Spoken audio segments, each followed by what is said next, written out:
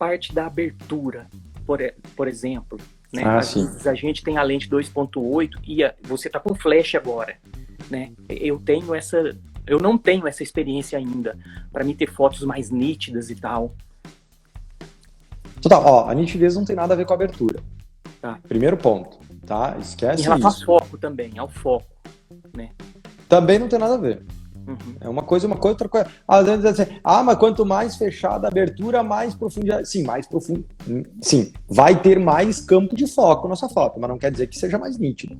Nitidez é outra coisa. É parecido, mas é outra coisa. Tu entende? Tipo, não é a mesma coisa. Você pode ter uma lente 1.4, botar em 1.2, 1.4 e ter uma fotografia muito desfocada, mas muito nítida. São coisas diferentes. Desfoque é uma coisa, nitidez é outra. Tá bom? Então esse é o primeiro ponto. Agora vamos lá. Sim, se você puder fotografar com aberturas um pouco mais fechadas, 3.5, 4.5, né? Ou 3.2, alguma coisa do tipo, fotografias clássicas, né? Como, por exemplo, foto da família, foto dos convidados, eu acho ótimo. Se você não usa flash, às vezes é um pouco complicado, você vai precisar de uma luz extra, ou um LED, né? O que a gente faz? Nas fotos de convidado, de família, a gente usa ambas as coisas. A gente usa um LED como luz principal, então para dar uma texturinha, para dar luz e sombra, porque eu não gosto daquela luz que clareia tudo, né? Não gosto de clarear, eu gosto de iluminar mesmo. Eu vi você comentando sobre isso num vídeo. Achei muito bacana. Então botar uma luz que dê um volume interessante, então isso é o LED quem faz. E normalmente quem faz essa foto é o meu segundo fotógrafo, meu irmão, e ele usa o flash com um difusor bem fraquinho, só para dar uma lambidinha assim, só um cheirinho de luz, não muito, tá? Só um cheirinho de luz. E, inclusive, até para mostrar que a gente fez a foto, sabe? Em TTL, o flash nesse momento? Sempre em TTL. Sempre em TTL. Eu uso sempre em TTL. Tem gente que diz, não, TTL é uma bosta. Uma bosta, você não sabe falar com o TTL. TTL é um formato automático que conversa. Ele conversa basicamente 3 coisas. Ele faz a leitura do ambiente, conversa com a câmera e define quanta luz ele vai jogar. Beleza? Ele faz isso. Se ele está fazendo isso de forma errada, não é culpa do TTL. É culpa de você que não está fazendo o flash conversar. Ler direito a luz, conversar com a câmera e disparar a potência certa. Você entende?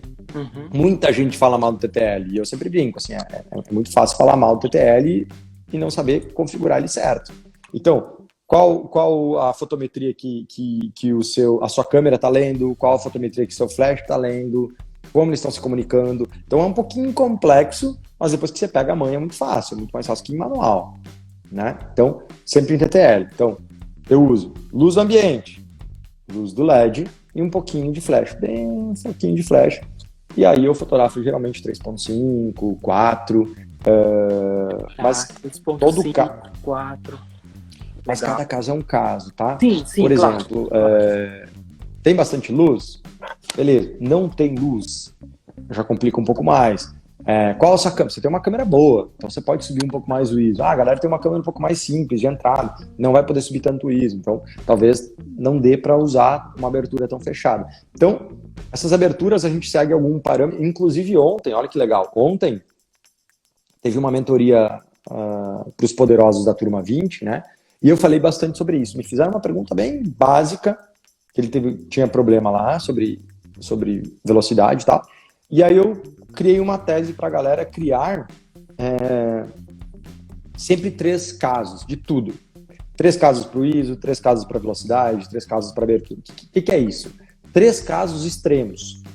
Então, o que você vai fazer, por exemplo?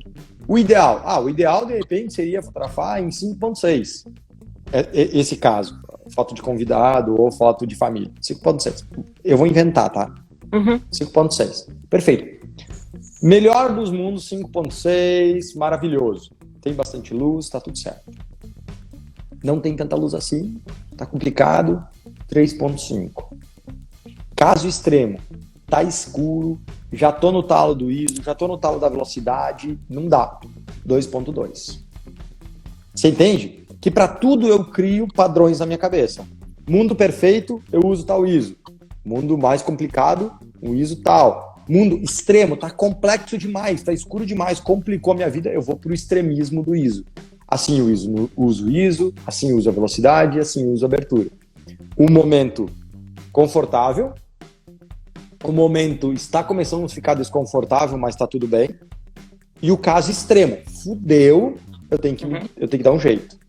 Sacou? Então eu uso esses casos, e isso na minha cabeça, tenho muito claro o que seria o ISO, o que seria a velocidade, o que seria a abertura para cada um desses casos, né?